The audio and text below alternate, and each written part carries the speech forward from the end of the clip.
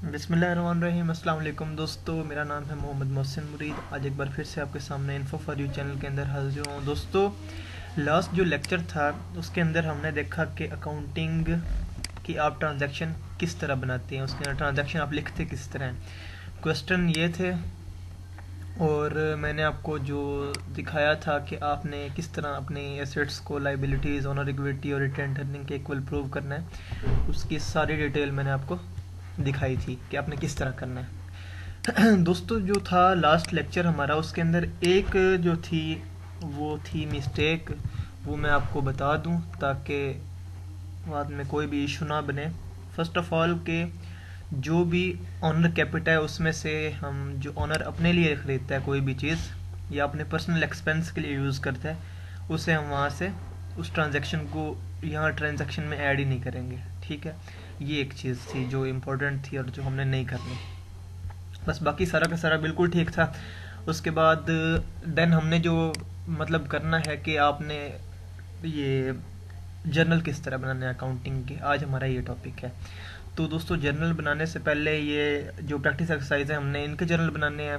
Fourth one का sir ने बना के बता दिया था। मैं आपको फर्स्ट ऑफ ऑल आपने एक टेक्निक याद रखनी है।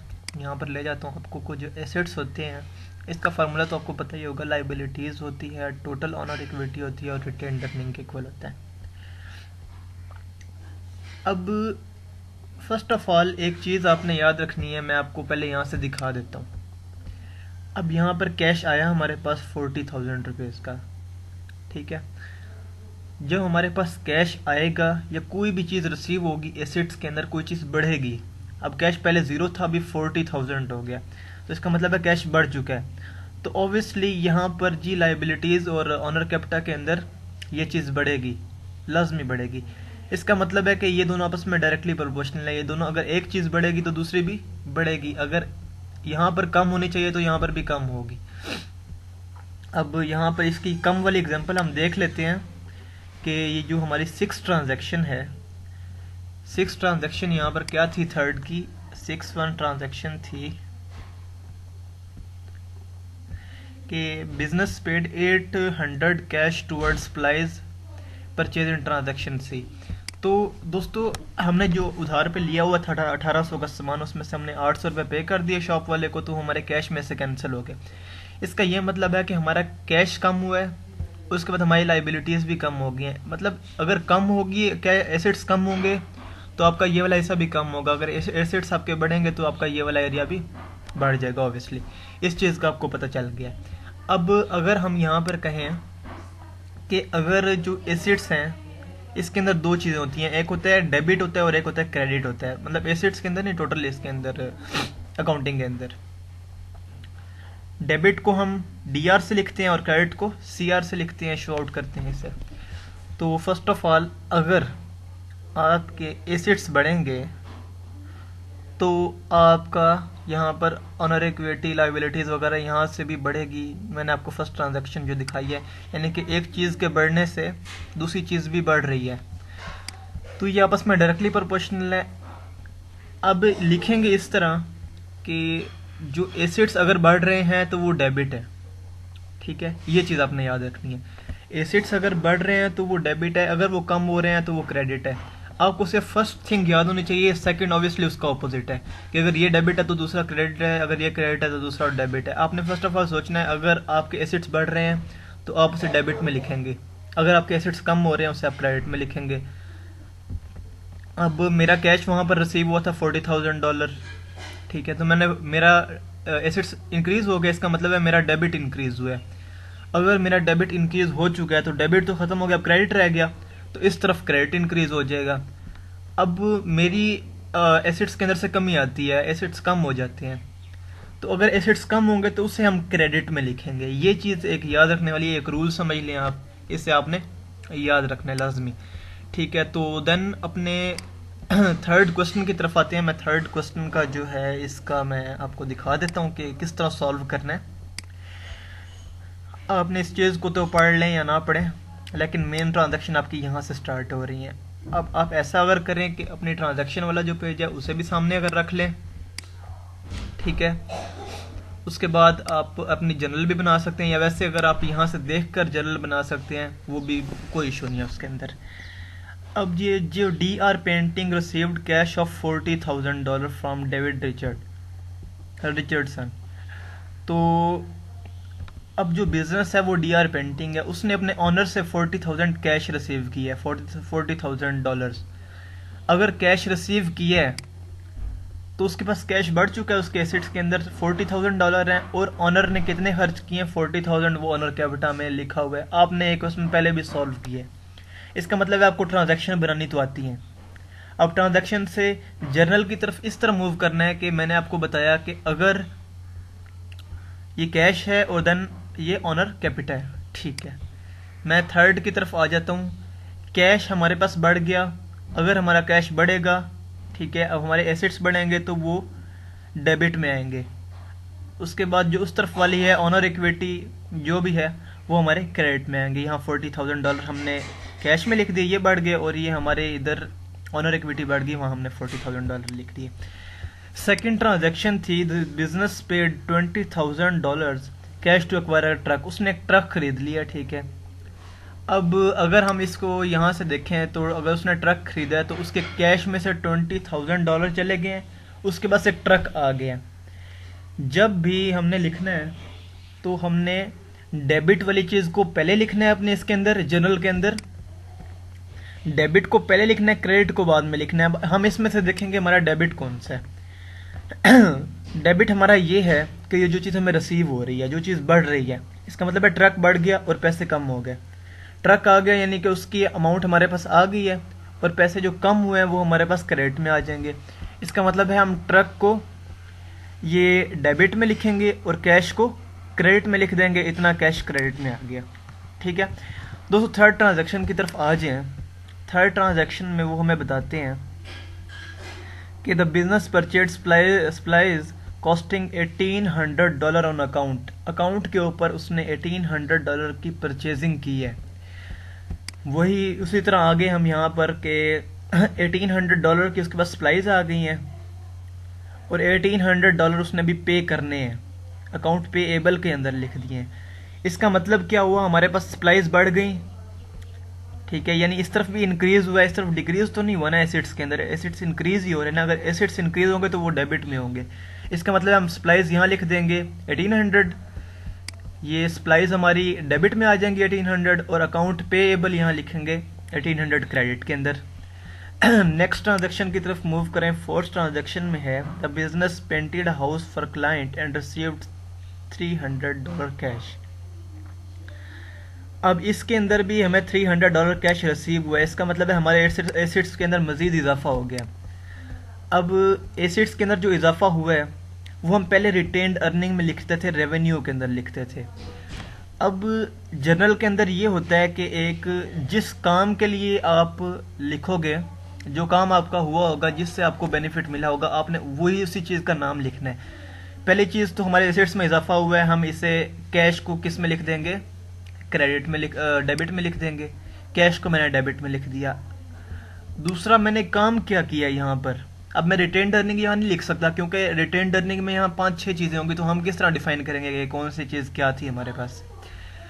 हमने हाउस पेंट किया क्लाइंट के लिए, तो हमने यहाँ लिख देना है कि हाउस पेंटेड $300, ठीक है, वो क्रेडिट में चले गए। आपको मैंने पहले बताया था ये फार्मूला आपने ज़हन में रखना है कि अगर एसेट्स में इजाफा होगा, यहाँ एसेट्स में इजाफा हो रहा है, कमी नहीं आ रही अभी तक, जब यहाँ कमी आएगी तब ये क्रेडिट में जाएगा, अभी तक ये डेबिट में ही जा रहा है, ठीक है। तो अब नेक्स्ट ट्रांजैक्शन है हमारी, फिफ्थ वन ट्रांजैक्शन है कि business painted a house for client for $4,000, the client agreed to pay next week. तो दोस्तों मैंने लास्ट वीडियो के अंदर आपको शायद बताया था कि जो आपने कस्टमर का काम तो किया है ना, ठीक है, कस्टमर ने आपको कहा है कि मैं पैसे आपको दे दूंगा, अगले हफ्ते दे दूंगा, तो हम उसे अकाउंट रिसीवेबल में लिखेंगे ना कि हमें मिलने हैं ये पैसे, हमें रिसीव होने हैं ये। अगर रिसीवेबल में लिखने हैं हमने यहाँ पर, तो एसेट्स में इजाफा ही हुआ है ना कि हमें कल परसों तक मिल जाएंगे, कमी तो नहीं आ रही ना। इसका मतलब यह है कि एसेट्स में इजाफा हो रहा है, तो हमारा अकाउंट रिसीवेबल हमारा क्या होगा, डेबिट होगा, अकाउंट रिसीवेबल हमारा डेबिट होगा। और देन हमने इसके अंदर भी हाउस ही पेंट किया था, business painted house for client. हाँ, इसके अंदर भी हमने हाउस ही पेंट किया था, तो हम इसे भी हम क्रेडिट में हाउस पेंटेड लिख देंगे। देन नेक्स्ट ट्रांजैक्शन की तरफ दोस्तों आते हैं कि the business paid 800 cash towards supplies purchase in transaction C. अब आइए मेन बात कि अब हमारे पास कैश में से हमने जो पे किया था, जो हमने उधार लिया हुआ था 1800 का, उसमें से हमने 800 रुपये पे कर दिए। अगर हमने 800 रुपये पे किए हैं तो इसका मतलब है हमारे कैश में से 800 रुपये चले जाएंगे। इसका दूसरा मतलब ये हुआ कि हमारे एसेट्स के अंदर 300 रुपये की कमी है, 800 रुपये की कमी आ गई, सॉरी, ठीक है। अगर हमारे एसेट्स के अंदर कमी आएगी, इसका मतलब है इस फार्मूले के अकॉर्डिंग अगर हमारे एसेट्स के अंदर कमी आती है तो वो क्रेडिट होगा, और इसके अंदर अगर कमी आएगी तो ये डेबिट होगा। तो हमने यहाँ पर उसी अकॉर्डिंगली लिखना है, उसी क्वेश्चन के अकॉर्डिंग के 800 रुपया कैश अकाउंट पेएबल के अंदर हमने 800 रुपये लिख दिया है, और कैश जो हमारा कम हुआ था इसकी वजह से ये क्रेडिट में आ गया, इसे हम यहाँ पर $800 यहाँ लिख देंगे। देन दोस्तों अब नेक्स्ट जो है हमारे पास ट्रांजैक्शन है कि the business paid employees salary of $1000 in cash. इसका मतलब है कि जो 1000 रुपये हमने यहाँ पे किया है वो भी हमने अपने कैश से ही पे किया है, और दूसरी तरह से हम रिटेन अर्निंग में लिखते थे। तो अगर हम कैश और रिटेन अर्निंग में लिखते थे तो हमारे पास एसेट्स में 1000 रुपये की कमी आई है, तो ये हमारा क्रेडिट हो जाएगा, और जो हमने तनख्वाह दी है किसी मुलाजिम को तो वो हमारा डेबिट में आ जाएगा। तो एम्प्लॉय सैलरी हमारे पास डेबिट में आ जाएगी, और कैश जो हमारे पास 1000 रुपये कम हुआ है वो हमारे पास क्रेडिट में आ जाएगा। नेक्स्ट में भी बिल्कुल इसी तरह ही है कि आपने अपने डिविडेंड्स होते हैं शेयर होल्डर्स आपके, ठीक है, जो आप जिनने आपके शेयर्स वगैरह खरीदे होते हैं, जो कंपनीज आपको पता होगा कि डिफरेंट वो शेयर्स आप बाय करते हैं तो उनमें प्रॉफिट हो तो आपको भी प्रॉफिट होता है, उन्हें लॉस हो तो आपको भी लॉस होता है। तो बिजनेस ने अपने शेयर होल्डर्स को $1500 पे कर दिए। तो इसका मतलब है जो इसने $1500 पे किए हैं वो भी इसने अपने कैश में से पे किए हैं, और वो उसके प्रॉफिट या लॉस में से आ जाएंगे। इसी तरह मैं यहाँ पर कह सकता हूँ कि अगर एसेट्स में फिर 1500 की कमी आई है तो फिर ये क्रेडिट में एसेट जाएगा हमारा। अगर हमारा एसेट क्रेडिट में जाएगा तो हमारे कैश में कमी हुई थी वो हम क्रेडिट में लिख देते हैं, और डिविडेंड को जो दिए हैं हमने डिविडेंड्स को वो हम डेबिट में लिख देते हैं। दोस्तों यहाँ पर हमारी सेकंड लास्ट ट्रांजैक्शन है, बट हमारी वहाँ पर लास्ट ट्रांजैक्शन है। ये ट्रांजैक्शन है the business collected $2600 from client. Business ने $2600 क्लाइंट से रिसीव किए हैं इन ट्रांजैक्शन ई। तो यहाँ पर देख लें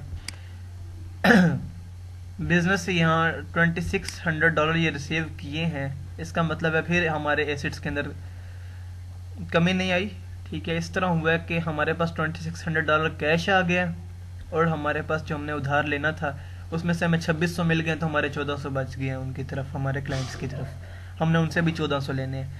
अब यहाँ पर हम क्या लिखेंगे, जो हमारा कैश है वो हमारा इसमें इंक्रीजमेंट आई है, कैश इंक्रीज हुआ, इसका मतलब है कैश डेबिट है, और जो अकाउंट रिसीवेबल है वो हमारा क्रेडिट है। जिस चीज़ में कमी आएगी वो चीज़ क्रेडिट होगी। एसेट्स की तरफ अगर हम देखें तो एक तरफ इजाफा हुआ और एक तरफ कमी हुआ है। जिस तरफ हमारे पास इजाफा होगा यानी कैश इंक्रीज हुआ है वो हमारा डेबिट में चला जाएगा, और ये हमारे पास अकाउंट रिसीवेबल डिक्रीज हुए हैं ये हमारा क्रेडिट में चला जाएगा। दोस्तों यहाँ पर लास्ट ट्रांजैक्शन है कि हमारा कैश जो हमें रिसीव हुआ है वो $2600 का है, ये डेबिट में आ गया, और अकाउंट रिसीवेबल है वो क्रेडिट में आ गया।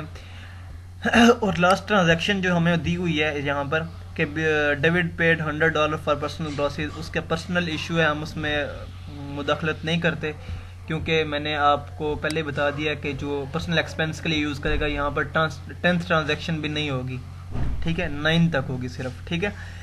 तो 9 ट्रांजैक्शन तक होगी, हमने जर्नल भी 9 ट्रांजैक्शन तक ही बनाने हैं, जहाँ तक हमें उसका पता है सिंपल ट्रांजैक्शन किस तरह बनाते हैं, और उसमें जर्नल में हमने जस्ट ट्रांजैक्शन को इस तरह लिखना होता है।